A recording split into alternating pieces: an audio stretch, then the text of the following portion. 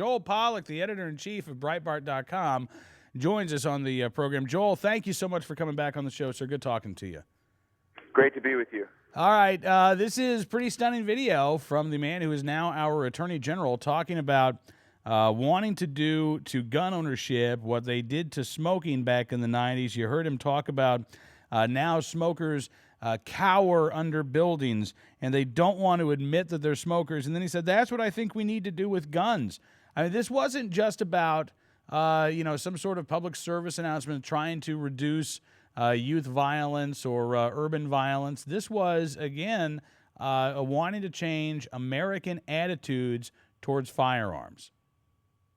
That's right. They wanted to, quote-unquote, brainwash Americans against firearms, against exercising constitutional rights. Now, I understand the context, which was Washington, D.C. in the middle of a crime wave, but it had very stringent gun control regulations at the time, and that wasn't doing anything to solve or to prevent the crime.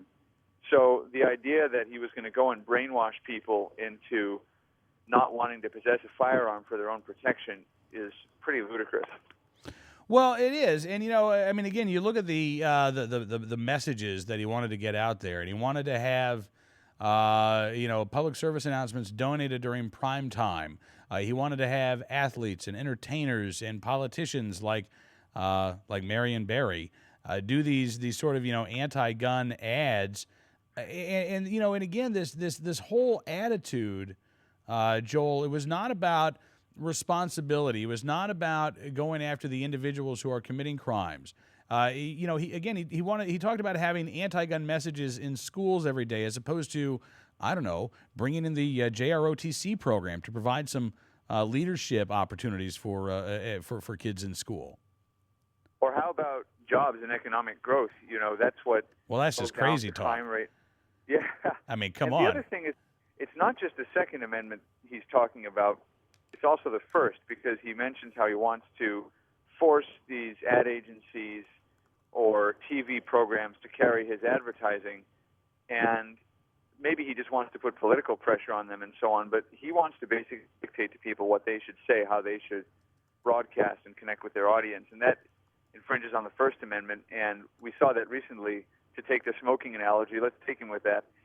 Judge Richard Leon in D.C. just handed down a decision striking down the Obama administration's efforts to force cigarette companies to give more than just the health warnings, but actually to dissuade people from buying their products. And Judge Leon said, hey, that's a violation of the First Amendment. So when the government tries to tell you that one of your rights doesn't matter, it usually ends up telling you that all of your rights don't matter. Absolutely. Now, this is all a part of the process of vetting the president in 2012. Breitbart.com going back and doing the job that the mainstream media didn't do in 2008. I got to tell you, I don't remember this video ever popping up, even once we knew that Eric Holder was going to be the Attorney General. That's correct. There was not a proper attempt to vet Obama's nominees. We're finding out more about many of his nominees to a variety of positions because the media did not do its job, and because Republicans in Congress and Democrats were under immense political pressure to just move these people through very quickly. And we're going back and saying, look, we can't allow this to happen again. We don't want to undo the 2008 election. This is about 2012, but we do want to make sure that we hold the president's feet to the fire as well as Republican opponents, and we want to especially vet the mainstream media and let them know that if they don't do their job, we're going to make sure that the public knows they're not doing their job, and they're going to have to go around their media informers, I suppose, or their media betters, as they often position themselves, and find alternative sources of information. Well, absolutely right, because, again, I don't know that the mainstream media is really interested in covering this. To me, what's fascinating is that it really allows you to kind of explore the ideology of Eric Holder, particularly, when we're still talking about Operation Fast and Furious, and now the revelations that the death of another law enforcement officer, this time a ICE agent who was killed in Mexico, was killed with a gun that was sold to an individual who was under ATF surveillance at the time. Nothing was ever done about it. There has been a lot of speculation about why Operation Fast and Furious was allowed to proceed, why it was allowed to continue putting thousands of guns in the hands of Mexican drug cartel members. And now there are indications that another ATF field office in another state entirely may have been doing the very same thing.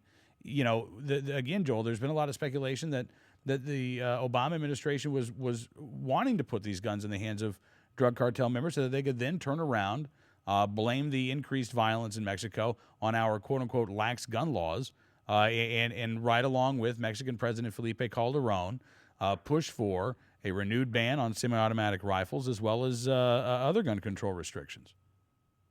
If you look at the public statements of Obama administration officials right up to the president at that time, that becomes clear. They went to Mexico City and made statements to that effect, that the American gun trade was responsible for the violence. And it's really alarming when you think about elected leaders of the American people going abroad and saying that Americans are the cause of problems in a foreign country. But nevertheless, that's what they insinuated. And it's clear this was done, Fast and Furious was done at the time to coordinate with these messages. And they wanted to trace these guns not to the heads of the cartels. You know, if you think about how guns are used by criminals, criminals use the guns and then they discard them because they know that bullets can be traced back to original guns and so forth. So they're going to discard these guns. They're not going to pass them up the chain to the leaders of the cartel. The notion that they're going to use these guns to bust the leaders of the cartel is just ludicrous. These guns, as they must have known, would be used illegally, would then be discarded, and then the hope was that when the guns were recovered at crime scenes, they would then be traced to gun dealers in the United States, and then the Obama administration would have proved its point, and they could go ahead and pass more stringent gun control laws. The whole thing was a bad idea to begin with. The gun vendors disagreed with it, didn't want to do it, were told they had to go along with it, and people have already lost their jobs over it, but we haven't seen the political accountability at the highest levels, and I believe that it does go to the highest level in Fast and Furious, and that's what we need Congress to pursue right now. Absolutely right. And, you know, again, after watching this video of Eric Holder in 1995, looking at his statements as recently as the last time he was before Congress in the House Oversight and Government Reform Committee, where he called for that ban on semi-automatic rifles, called for more gun control laws, you know, this is something that the administration, it's clearly important to them. And I know that a lot of, you know, gun control activists say that the administration hasn't done anything on this issue. I think they have been nibbling around the edges. I think it's pretty clear that Obamacare was the project that President Obama was willing to expend the most political capital on in a first term. But in a second term, you're not worried about spending your political capital, or you're not worried about holding on to it. I mean, that's when you try to go for broke, frankly. Absolutely. And the idea that Holder had at the time remains very much the idea today, that the government has to just convince its citizens what it's doing for them is the right thing. All you need is a better message. All you need is better communication. They don't want to admit that the policy is wrong. And what we're saying is the policy is wrong because the Constitution says it's wrong, and that our founders did not want us to have this policy. If you want to change the Constitution, change the Constitution, but make that argument. Don't try to sneak around and violate American laws as well as international laws by smuggling guns illegally across the border, potentially provoking a war, and doing it all for the sake of a PR win that you can then use to push gun control. It's just unbecoming of any government, and the people who were responsible for planning this and executing this should be brought to justice. So I got to ask you, Joel, any other video of Attorney General Eric Holder we may be seeing between now and November? Very much so, but I won't give away more than that. Okay. All right. Well, listen, I appreciate you coming on the program, sir, and hoping we can do it again very soon. Thank you very much.